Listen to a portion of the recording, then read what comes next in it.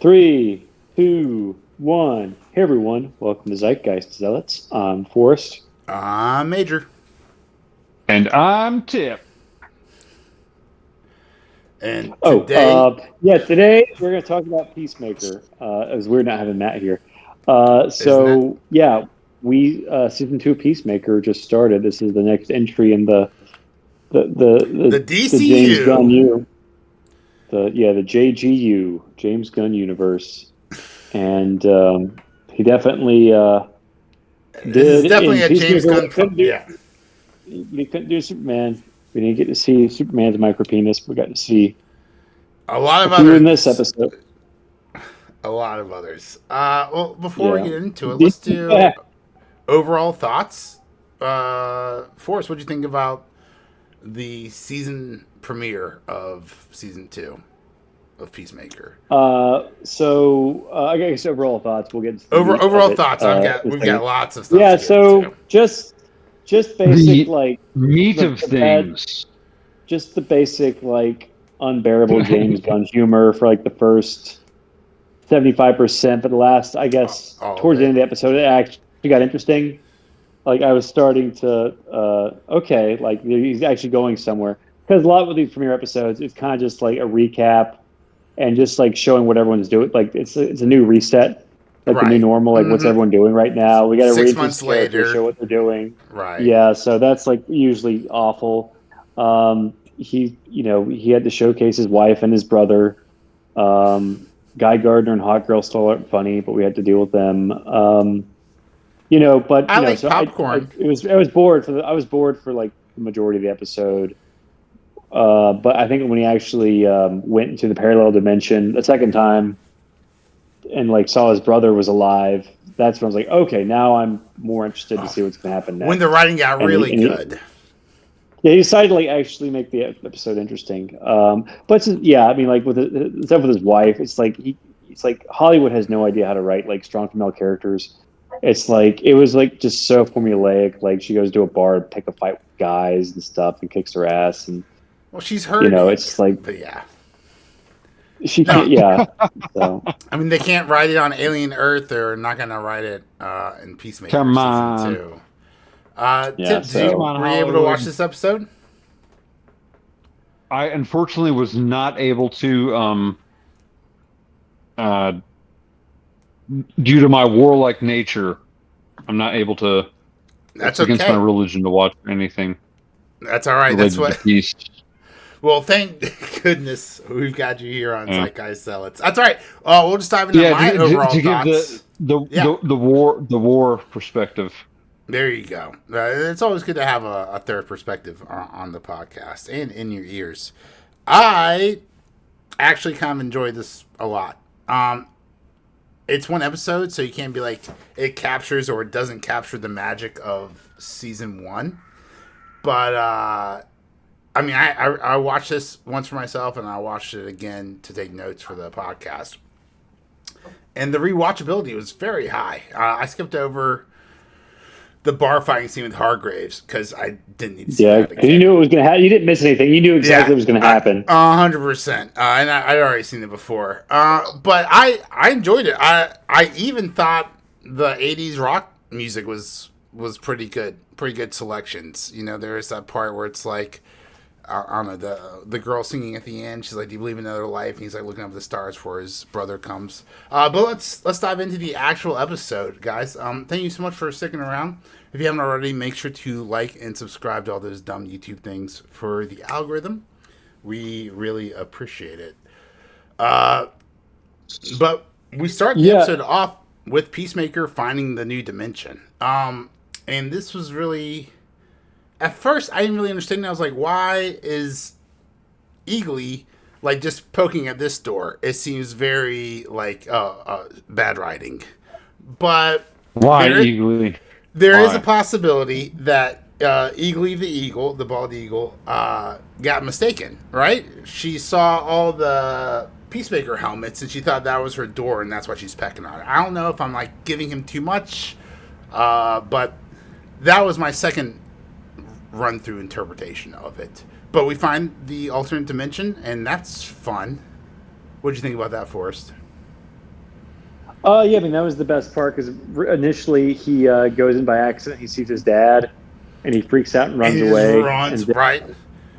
Yeah, well, you've I seen a do want to ghost. say, yeah, we're still early in the episode, but I am very very glad that I skipped the intro before watching the episode. Obviously, because I didn't know they were going to bring back Augie Smith. So, but he was in the intro. So if I had seen that, Yes. that would have been spoiled. But I watched it Ah, after the episode, and now it already spoiled that Michael Rooker is going to be in it yeah. playing someone, looks like a hobo or something. So yeah, I think like Let's if you don't want anything spoiled, skip the intro. let's talk about the intro for a second. That's ironic you say that because if you remember from season one, James Gunn's whole ideology behind the theme song was creating an intro that is unskippable that you'd want to watch every single week. Oh well, it failed Uh, spectacularly in my case. so I would disagree with that Force does because, not have time for intros. well, what hooks me in is trying. So what we discovered last season, subscribe to the channel, watch the past episodes. It's a lot of fun if you're trying to rewatch the season. But what we discovered was that the whole season's plot line was just being portrayed via dance. So, like, as you watch week to week and you learn more about the plot line, more and more of the dance made sense to you. So, I want to fast forward to the end because, of course, you actually did see the dance eventually, right? Yeah, and it was just as dumb as I thought it would be. Well, It's it just was James definitely, Gunn being weird for the sake of being weird. it was not as There you good go. as, it was That's not as James good Gunn. as the first one. Well, Dexter does the same thing. Like right before, it doesn't really have an intro. I mean, it has like a mini like title sequence that like lasts like a second, but they do like brief snippets of the episode, what's going to happen in the episode. So I try to skip that because I don't want to be Yeah. spoiled at all. I don't, yeah, why would you So, I spoil mean, that for me? So like I don't want to be spoiled, and B, I just don't think it's funny. It's just bizarre. Just too avant-garde for me. But Well, let's talk about the end. Too Because avant-garde. as I mentioned, the dance does give away the plot line. And at the end of season two's intro dance, they all collapse in a pile of bodies. So, do you think everyone's going to die by the end of the season? well, let's think about this, Major. Do you really think he's going to stop giving his wife work? Uh, Although maybe. although the this is the season with the multiverse. So I think if everyone dies, it's going to be in the other universe because Peacemaker's already been dead, has already been killed. We know that I have a strong feeling he's going to kill his brother and father again, and I'm pretty sure the Again. what's her name, Harcourt. Yeah, Hargrave. Harcourt, she's probably going to die in the other universe. So I think everyone is going to die, but in not the main universe. See, okay, so that's interesting. I thought, and I'm just madly speculating for the rest of the season, but Hargrave is his ex-wife in this, we're going to call it alternate universe, with Peacemaker 2. He's or John Cena is our Peacemaker, he's Peacemaker 1. So I think he's going to be torn. This is what I would do. This is what I would consider good writing, is that he's torn between two worlds. A world where his dad and his brother are both great and alive and love him, and he's part of a loving family, but he's missed out on the opportunity for the love of his life, Emily Hargraves, versus the reality that we know from season one, where he just hooked up with Emily Hargraves, still has a chance with her. So that's what I was thinking. Like, he's gonna be torn between, like, do I choose a world where I've got my brother and my dad, or do I choose a world where I've got my woman? That's where I would go, but I doubt. No, I doubt James Gunn has enough heart to write that kind of script. Well, he doesn't have the woman in either universe right now, but I have a strong feeling he's gonna get the girl in the parallel universe. Well, he already had her. First. That was an ex-wife, so he definitely already had her. But in this universe, we just found out that he hooked up with her on a party boat, like the week before or something. Yeah, that was kind of weird.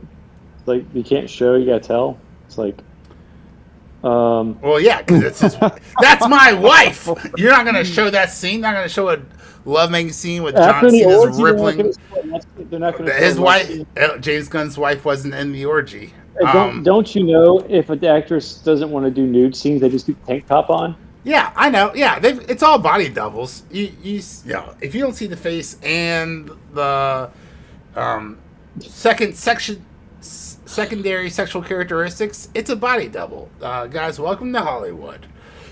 Speaking of Hollywood, let's talk about bullshit interviews. Oh, that's a good segue. Thank you very much, Harvey Weinstein. Oh, we're not doing Peacemaker anymore? Are we doing Peacemaker, or are we just No. Peacemaker had an interview for the Justice Gang with yeah. Maxwell Lord and played by Sean Gunn. This is such a nepo nepo production. This is like hire the wife, hire the brother, and like, look, I'm not saying I wouldn't also do the same thing, like, especially because I thought Sean Gunn was really good as Maxwell Lord in this. Like, when the mic breaks and he's like, what? Oh god, yeah, no, I mean, like, oh, I'm sorry, you thought Pedro Pascal? Isn't he from Wonder Woman? That was bad.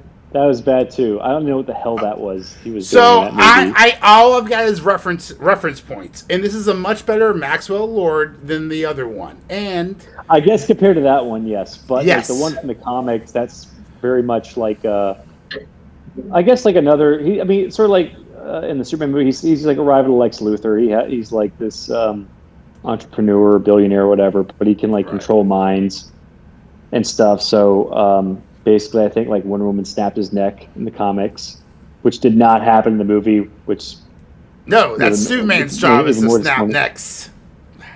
I know they got reversed. Goodbye, like, Wonder Woman is when he snaps necks, and like Superman tries to save them. But well, to be fair, he was controlling. To be fair, he was controlling Superman. So, but yeah, I mean, we haven't seen enough of him to like really form an opinion yet. He was in like a single scene in Superman, and then he was like in this for a little bit longer, but it was like a comedic scene, so we haven't seen just the giving villainous. shitty interviews, right? Yeah, exactly. We haven't seen him become evil yet. He's still just placated Maxwell Lord. I agree with that. Speaking of seeing people be evil, Hargraves and James Gunn humor. Hargraves gets diagnosed with toxic masculinity, which Yes. I think is one of the most bullshit terms of all time. But if anyone was displaying traits of toxic masculinity, it would be Emily Hargraves, 100%. When after she gets rejected from the NSA, she gets in her car and she just punches the dashboard like 10 times, like, I don't know, someone you would expect to see on the Jersey Shore, not from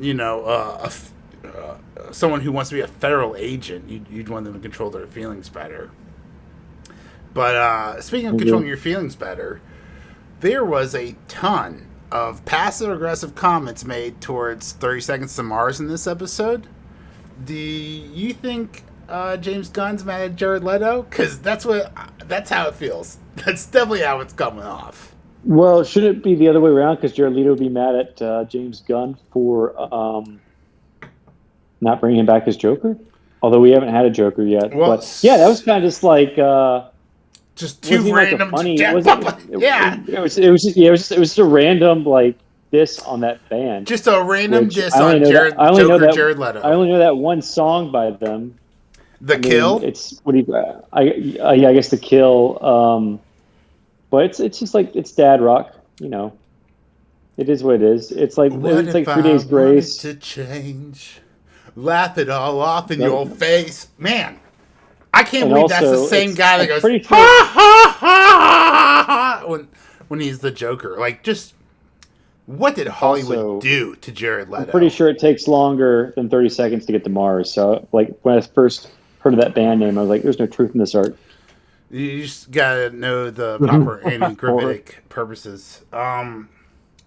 There's a old CEO, COO, an old board member, Kevin Burns, I want to say, who used to run the old Lockheed Martin Skunk Works division. Are you familiar with this?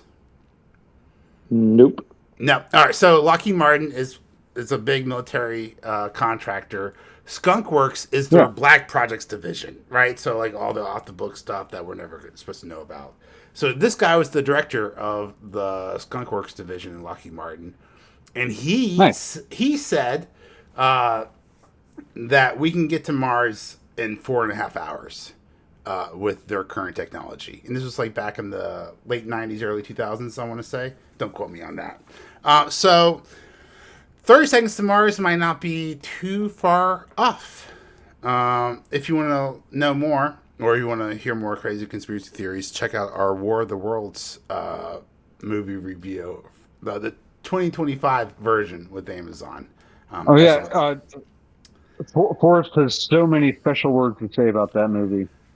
Which one? War of the Worlds. I haven't seen it. So, Or- yeah, he missed that podcast. You'll have to check that out with Matt and I. And Damn it, Forrest. yeah. But Peacemaker has a complete crash out after his interview. He starts drinking. He grabs a bag of Coca-Cola. Rainy day. Rainy day. Yeah, saves Rainy for day a Coke. rainy day. And just what a James Gunn joke right there. So I listened to the podcast, which I would not recommend. They have Peacemaker has like a 1 hour podcast afterwards. It was bad. It was a bad podcast. I really just couldn't believe how bad it was. But I listened to it for the podcast. I listened to it for the fans so I can know some more information. And apparently, what James Gunn was trying to display here, according to him, was that all of Peacemaker's coping mechanisms, the alcohol, the weed, the Coca-Cola, the orgy, nothing was helping him numb the pain.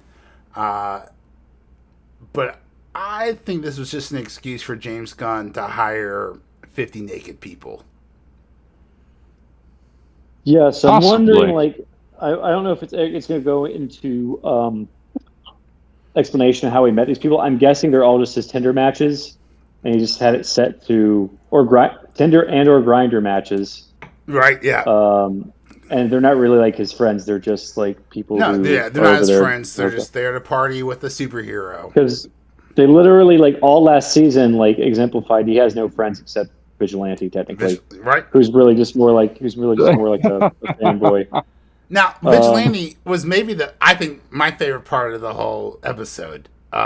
When he calls John Economos, and he's like, "No, dude, I'm like the Rain Man of owl facts. Like ask me anything about owls, and I'll tell you about owls." And then Economos asks him like the first question, like, "Are owl eyes tubular or oval?" And he was like, oval. And then, like, no, they're tubular eyes. And it's just like, it's a great interaction. I wouldn't want to watch a spinoff of Vigilante, but I do think there is a very viable script out there for a tight 90-minute movie with Vigilante and John Economos trying to save the world or some dumb shit like that. Like, the chemistry between these two are really good. That's all I'm saying. Like, I hope to see more of that this season. A Vigilante spinoff would be kind of funny. Yes, yeah, wouldn't it? It would be good. Rick Flag Sr. is back. He's got no white hair. Now, in Creature Commandos, he's got white hair, but now it's dyed black. So let's break this down real fast. Canonically, the reason why he dyed his hair black is because he got a new job at the head of the DoD or whatever he's doing. And so he wants to look younger and more professional. Reality is that the actor is doing another movie where he's going to have the black hair, and that's why it's dyed. It's a very minuscule mustache gate, if you remember that from Superman. Oh, I didn't even notice, but now that I think about it, yeah.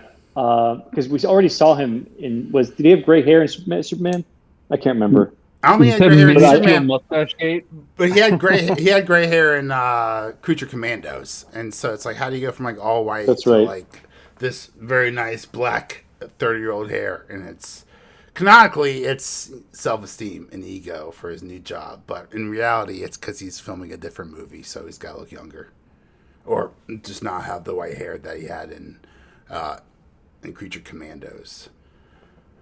So as we're heading off to the back half the back third of the episode, during the orgy, all the coping mechanisms that just Peacemaker feels completely blank and empty to. For some reason, he decides to go back to the parallel dimension that scared the shit out of him last time. And boy, is he glad he did, because let's see, we get a nice look, walk around of the house. We see all the momentums, the worst superhero name since the Justice Gang, called the Top Trio. They couldn't come up with anything better. Like, I'm starting to think James Gunn's just not a great comic book writer, guys. But we see a bunch of memorabilia from the Top Trio, which is of course Peacemaker 2, Kevin, and the dad, which we don't know their superhero names yet, because he's probably not White Dragon, especially with the blue head. What did you think about this? I liked it. The loving goofing around with the family. I thought it was like just really sweet. It was a really nice endeavor, and it just really shows Peacemaker what he was missing out his entire effing life with the family that he was given. Poor Peacemaker. Yeah. So this was definitely when the episode definitely picked up and actually piqued my interest. And also, they got Pam's boyfriend to play Peacemaker's brother. That was who is he from The Office? Oh, Pam's, that's where fiance. I know him from. I was wondering so hard. I can't remember his name off the top of my head. You couldn't pay me $1 million to remember his name. Kevin? No. Yes. No. No, it definitely wasn't Kevin. Yeah, but no, that is Pam's ex-fiance, who, Jim stole her away from, for love and romance, if that's what we want to call it. Boy, side note, while Forrest is looking that up real fast, I heard that looking up right now. The spinoff of The Office called The Paper. Roy, that's his name. Fuck, yes. If you gave it to me multiple choice, 4 questions, who wants to be a millionaire? I could have gotten Roy. But yeah, by myself, gun to my head, no, I would have been a dead man. Roy, that's his name. So yes, that's where I knew him from. God, he looked so familiar. Good. Good. I liked Roy as this Kevin, the brotherly figure. He's like, what are you, drunk? You're so gay. I love you too, brother. Speaking of gay, not as gay, but the dad. The paper?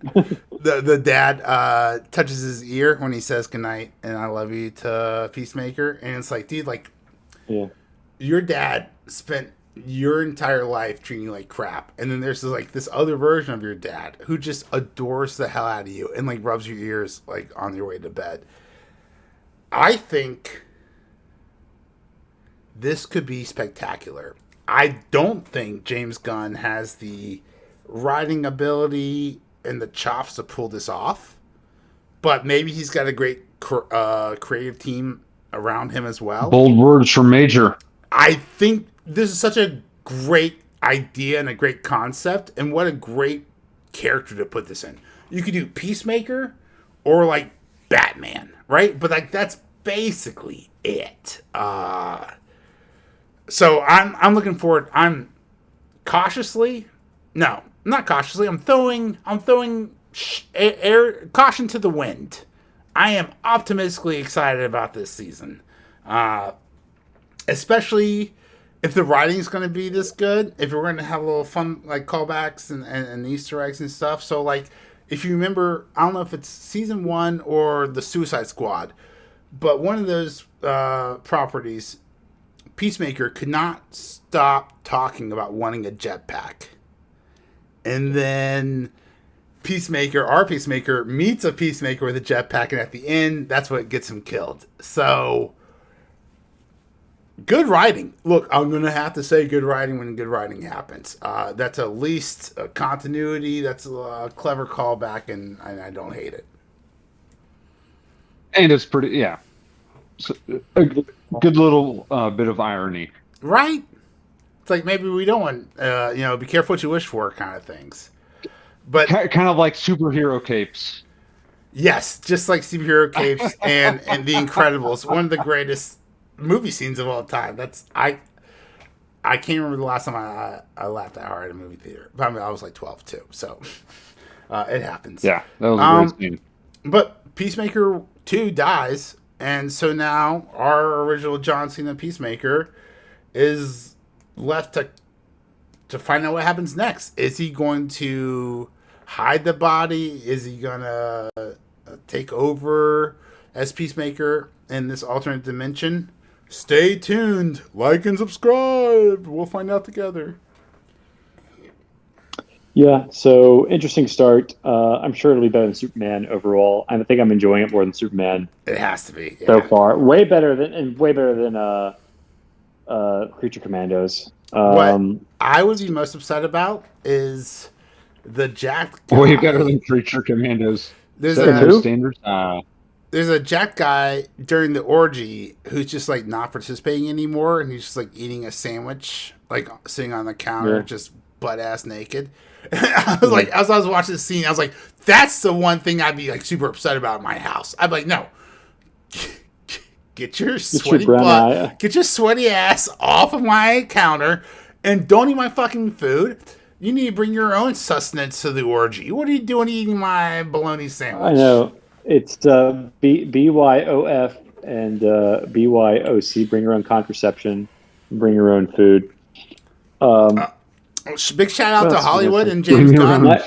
There was only one gay couple, and they just kissed once on screen and ran away. I thought that was very reserved for how gay Hollywood is these days. Like, thank you, because I don't think Spartacus, this remake is going to be as forgiving.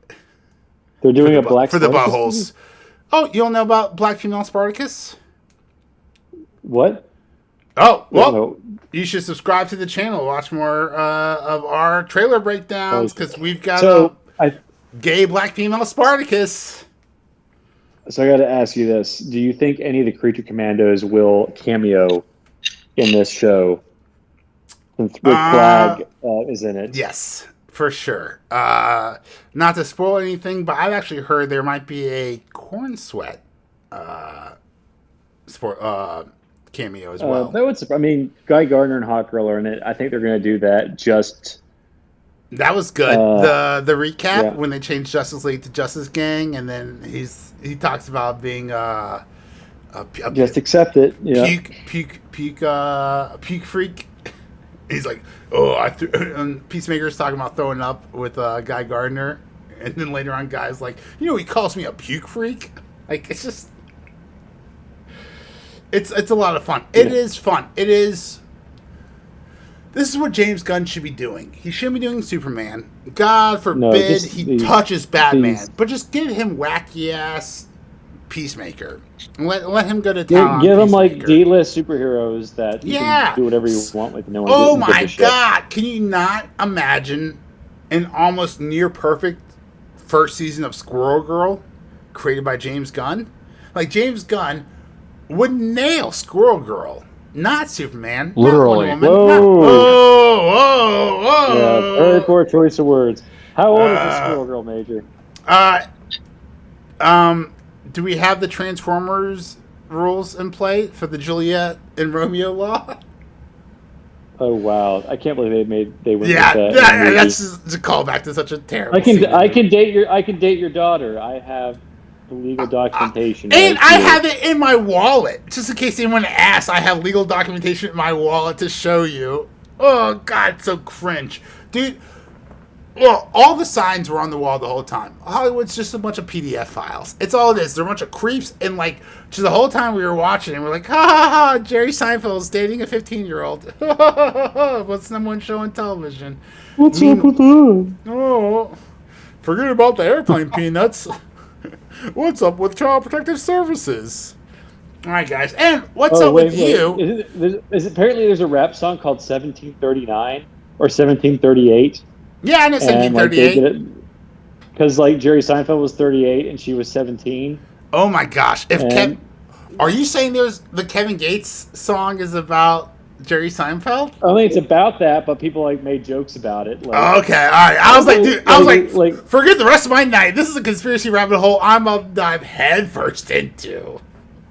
If you got my rapper God. Just look Kevin up 1738. Gates. Look up 1738 Seinfeld. And it's like Superman's talking to Jerry's like, Jerry, it's not that complicated. You can't fuck a 17-year-old when you're 38. And he's like, wait a minute, 17.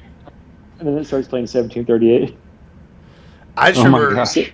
I just remember one time while that song was just on fire, it was all over the radio. I was just checking out a gas station, and my total was 1738, and I was like 1738, and then like the clerk lost it. He like instantly got the reference. Like it was a real bonding bro moment where it's just like you're being dumb, I'm being dumb, and together we're having a great time.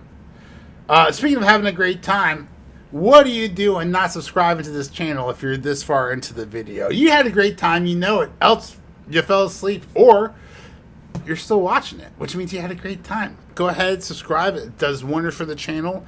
Like the video. Comment down below. Let us know what you thought about Peacemaker Season 2, Episode 1, and if you're excited for the rest of the season. Yeah. Do you want a Season 3? I don't know. Maybe Force is right, but based on... I already wanted Season 3. I want a Season 3. I want a Season 3, but here's my deep, dark thoughts. I think James Gunn wants to cut this out. I think James Gunn wants to end Peacemaker to focus on his DCU vision, right? He's got 4 Superman movies planned. Like, what? You can't do it in 3? You need 4? This better be a damn good treatment. You better plan this out if you're going to do 4 movies instead of 3. I don't want no... Catching Fire bullshit. I don't know, Hunger Games bullshit where you turn 3 movies or 3 books into 4 movies. Don't stretch it out. Hobbit, where you turn 1 book into 3 movies. Oh, R.I.P. The Hobbit. Yes. God, The Hobbit was so bad.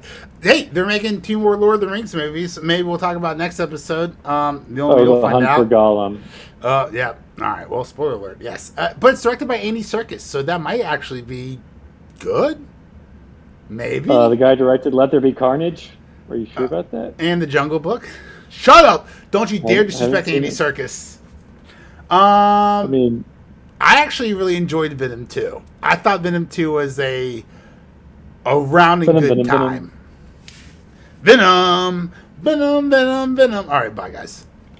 Venom is a very interesting character. Thanks for watching.